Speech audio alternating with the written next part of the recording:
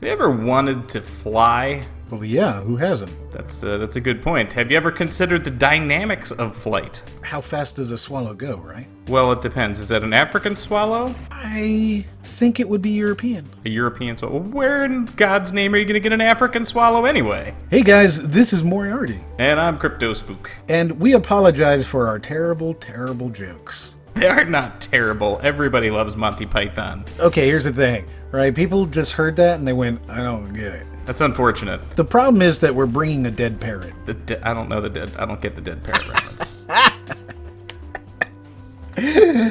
Oh, so tell me about this game. So this is Dragon's Flight VR, wherein you are a dragon. No way. Yeah, absolutely. Who would have guessed with a game called Dragon Flight, right? However, it appears that you don't actually flap your wings. Oh, you do. You absolutely flap your wings, and the mechanics of the game are not at all explained anywhere, but you just kind of learn as you go. What's important is having a functional idea of how wing and wind surfaces interact together, and if you can figure those things out in a rough amount of time, you'll figure out how to fly. Essentially, you need to lower and raise your wing angles by tilting your hands up and down. You can turn left and right by changing whichever wing is up or down. That'll make you fly, it'll make you wheel to the left or right. And it's also very easy to crash into the ground. So I rewatched the Battle of the Bastards in Game of Thrones just last night. I'm disappointed at the power of this dragon. Oh yeah, it's certainly very underwhelming. Once I figured out how to fly much better, I think I became a better dragon as the game went on. So you're saying that the power of the dragon is hit and run tactics? I don't think so. The power of the dragon is that they're giant, massive beasts that can land in the middle of town, take thousands of arrows bouncing off of their scales, and then breathe disgusting amounts of fire that obliterate everything. Well, I mean, I could have done that. You are absolutely correct. I could have just landed there. However, I didn't have a way to physically walk around. So you'd be like hopping as a dragon. Yeah, you'd kind of have to just like flap your wings up, and you'd be like, okay, wee. That's a pretty weak looking dragon. Yeah, once you get stuck to the ground, it's hard to get back up in the air. It depends. You kind of get lodged a little bit, you know? But the flaps were very powerful. The higher you extended your arms up, the higher you could go with a single flap. This feels like swimming more than flying, though. It is a little bit like swimming, but once you figure out how to control your ailerons and everything, you can make yourself glide up, glide down, wheel slightly, and it really becomes more of a flight simulator than anything like that. And you're just kind of aerially bombing these people. And leading your bombs is the important part. You know what this feels like? What it reminds me of? Very, very strongly, and I'm sure you won't get it, but it reminds me really strongly of the Acme suit that the Coyote would put on. The green flapping bat suit that he would wear. I think I understand what you mean. I feel like you don't, but I'm okay with that, because I can see it in my head as he lifts his arms up and it has the ribbing, and then he goes, "Awapa," and swaps his arms back, and he swaps his arms back, you say? He swaps his arms back and he flies forward, and they're very, very graceful until he hits the side of a mountain, and all of the ribbing stays with him, but all of the cloth stays on the wall, and then he falls down and, creates a little crater. But it feels like that because it's the same kind of motion. It's the same kind of cartoony flying where you just kind of swim through the air. Yeah, you are absolutely swimming through the air till you can manage to get some momentum going. Turning greatly reduces momentum, no big surprise there, but you can change the angle of your wings and go up or down. Going down obviously builds momentum, going up loses momentum. So it really just becomes the act of gracefully falling and gliding, And eventually you won't have to flap too much because you'll have enough momentum that you can carry it through turns and just have a great time just destroying these people's livelihoods. It seems like the fire breath kind of sucks compared to the fireball. Oh yeah, you are 150% correct there. Yeah, the fireball is just massively powerful because it can go a long distance, which it seems like the breathing fire only goes about 10 feet. Which, for a dragon, that's pretty pathetic. It's very pathetic. This is a weak-ass dragon. You think you could take this dragon, is what you're saying? I think I could fight this dragon. Well, he does have the power of flight, and probably the power to kill a yak from about 200 yards away. Yeah. With mouth bullets. While he may be able to kill a yak, he also, once he's on the ground, can barely move, is more likely to catch himself on fire than somebody standing directly in front of him. That's not that terribly surprising. I mean, think about it.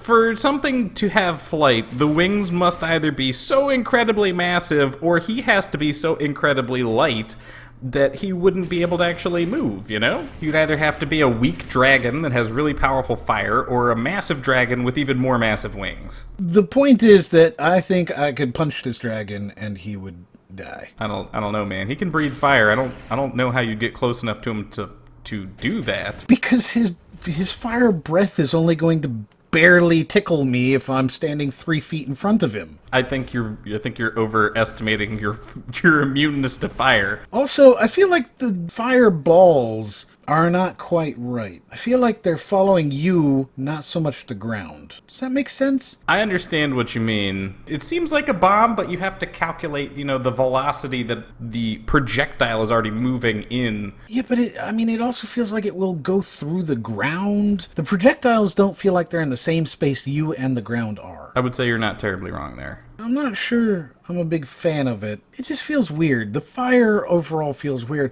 I almost feel like they wanted to make a flying game, and they were like, but there's got to be a game here. Yeah. I mean, if anything, this is more of a tech demo than anything else. There's no real significant game here. This is just, hey, go ahead and fly around. And you know what? The flying does seem cool. Once you figure it out, yes. It can be kind of tricky to figure the flying itself out. So if they had just created an obstacle course, there's no need for this awkward, not really a dragoning. Well, it's not unsatisfying to see a building on fire that you just flew over. Yeah, but they don't really seem to catch on fire, do they? They absolutely do. Not really, though. It's more an issue of, I'm not flying low and slow enough to see it. I see them catching on fire, but they're not really catching on fire. It's just kind of like, oh, that thing's on fire. They certainly burn out of existence, we'll say that. Yeah, but altogether, I think this is a really bad dragon simulator, but a really cool flight simulator. If you had wings, this is what it would be like. And you were in a cartoon. And you also didn't really know how to aim a flame shooting gun. Make this the Acme Coyote Flight Simulator, and you got me already. So we need to hunt down some roadrunners then? Yes, absolutely. That's what should be going on here, is a cool, irreverent, fun, just kind of flight thingy. Copyright infringing. It doesn't have to be, forget that. It can just be totally ridiculous, fun, cartoony flight game. I would say you've got a point there. I could enjoy that. That would be good.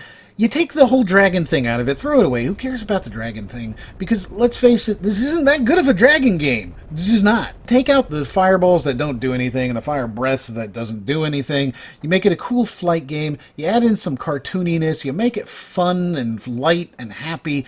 This would be a cool game to play, and be one of those things that I wouldn't feel bad showing people and saying, this is a game that you need to emulate, this is a game you need to play, this is a game that you should be enjoying, instead of, hey, look at this, it's a cheapo dragon thingy. Because that's what it feels like when you talk about the dragon, but the flight feels really good, and I like that. Have you experienced flight in VR before? Yes. Oh, really? I feel like I haven't. You've never... Of course you have. I'm not coming... it's not coming to my mind, Powers VR. Yeah, that's not really a good... That didn't really have flight, though, That's what I'm saying. We've never had a good flight simulator. This feels good. I would like to see it done right. Get rid of the dragon... Make it a flight game. Make it fun first. You're going to go far with not a dragon, we promise flight VR. So there you go, guys. That's Acme Flight Simulator, aka Dragon Flight VR. Guarantee that name is going to change once they see our fantastic review. If you like it, like it. If you don't like it, don't like it. Leave us a comment. Let us know if you've ever played any sort of flight VR game. I know that while I've played games that have flight in them, such as Powers VR, none of them have been particularly good. This one is particularly good. I do not recommend the game based off of the lack of gameplay. Fair enough, but would you recommend it if it were a better flight game? I think so, yeah. Developer, you've heard us. Don't forget to subscribe, check out the Patreon, visit us on Discord, do all of the things, and as always, we'll see you on the next one.